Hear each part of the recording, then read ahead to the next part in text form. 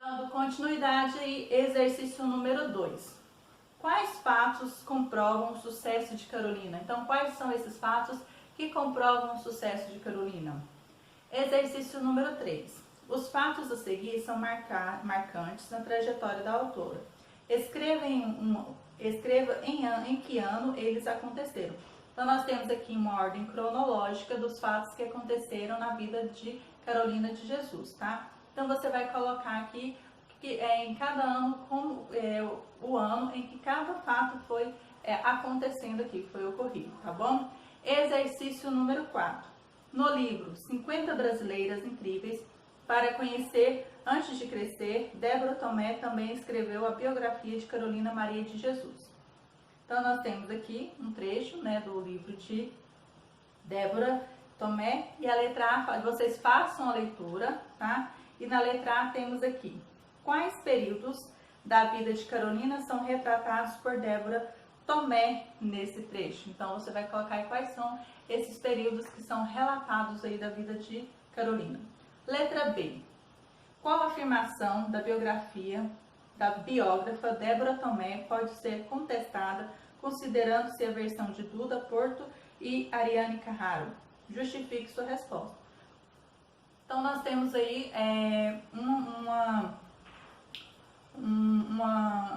versão, nós temos aqui uma versão que ela é contestada tanto de num relato como em outra biografia. Então, qual que é essa versão aí em que ambos estão discordando?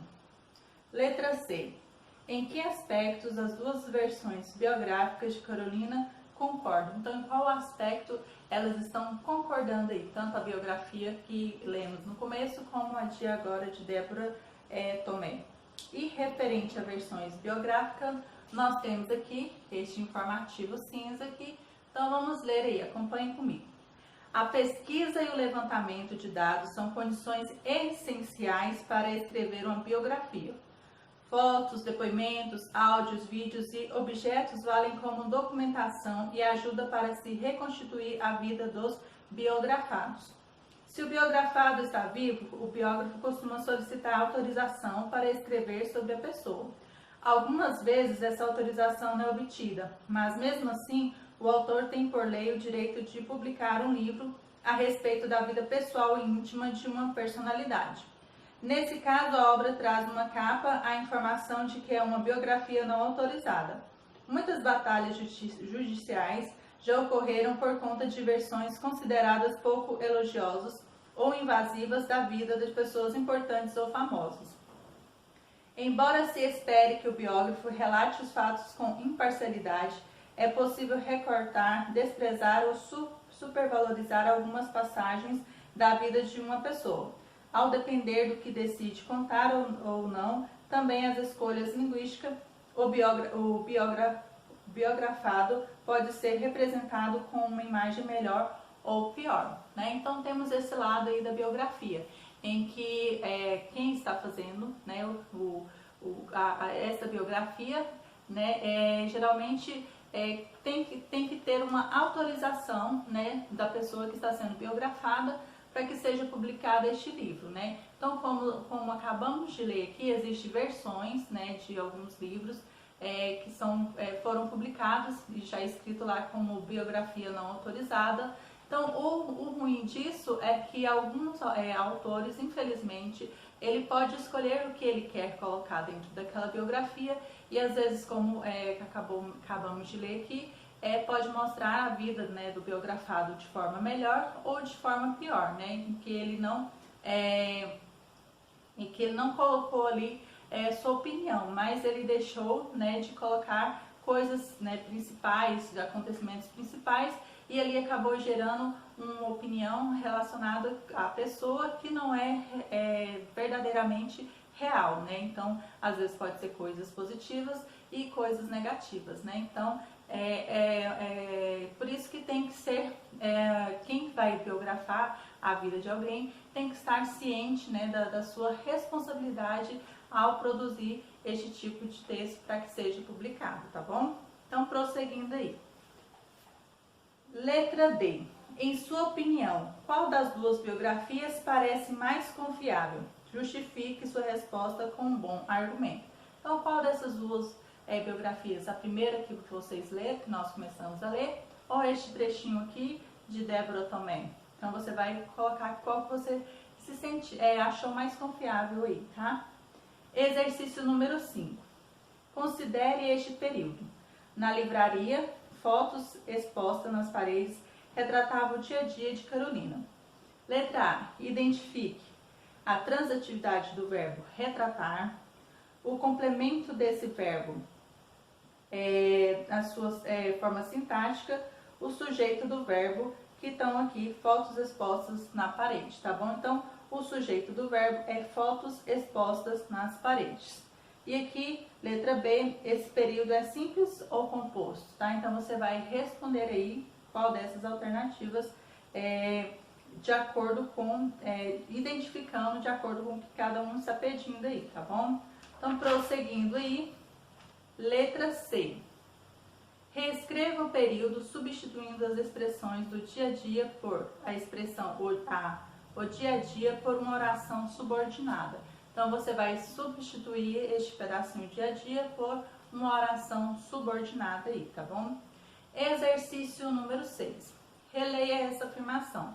Mesmo sem respeitar a norma culta da língua portuguesa, o livro recebeu repercussão internacional e foi aclamado pelo público e pela crítica. Então, nós temos aqui, leia a seguir, um fragmento do Quarteto Despejo, do Diário de uma Favelada, o primeiro livro de Carolina Maria de Jesus, e grife os trechos que estão em desacordo com a norma padrão da língua. Então, nós temos aqui, relacionado à norma padrão da língua aqui, então nós vamos ler esse trecho aqui, tá bom? Então, nós temos aqui, as línguas são um conjunto de variedades determinadas por diversos fatores, como da época em que vive o falante, sua condição social e sua situação na qual se expressa.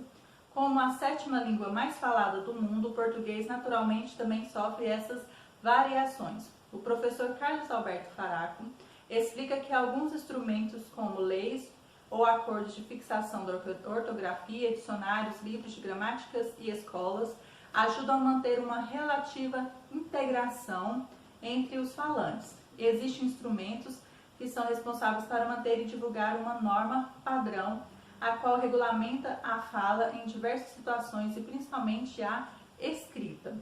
O português padrão é necessário aos meios de comunicação, aos textos legais e ao ensino, por exemplo. Ele deve ser visto como facilitador de nossas relações, mas não como um português melhor do que as variedades faladas pelas pessoas em situação, informalidade ou por aquelas que não puderam aprendê-lo. É essencial compreender que as variações fazem parte das línguas e que não há motivos para discriminar uma ou outra. Preconceito linguístico também existe e, como qualquer outra forma de discriminação, é fruto da falta de conhecimento e deve ser combatido.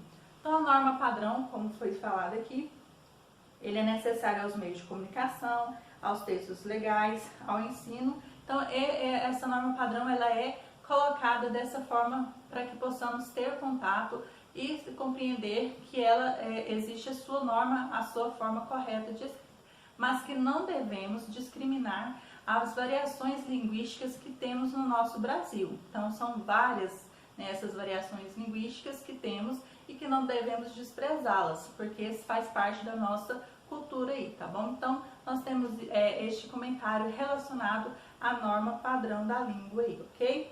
Então, 22 de maio, eu hoje estou triste, estou nervosa, não sei se choro ou saio correndo sem parar, até cair inconscientemente. Então, vocês vão fazer, tá bom? Terminar de ler aqui este pedaço do fragmento, do livro de Maria Carolina, de Carolina Maria de Jesus, e também vai ler aqui este informativo aqui falando sobre o Carlos Alberto Faraco, tá bom? Então aqui, exercício número 7. Antes de serem publicados os livros, geralmente passam por revisores mas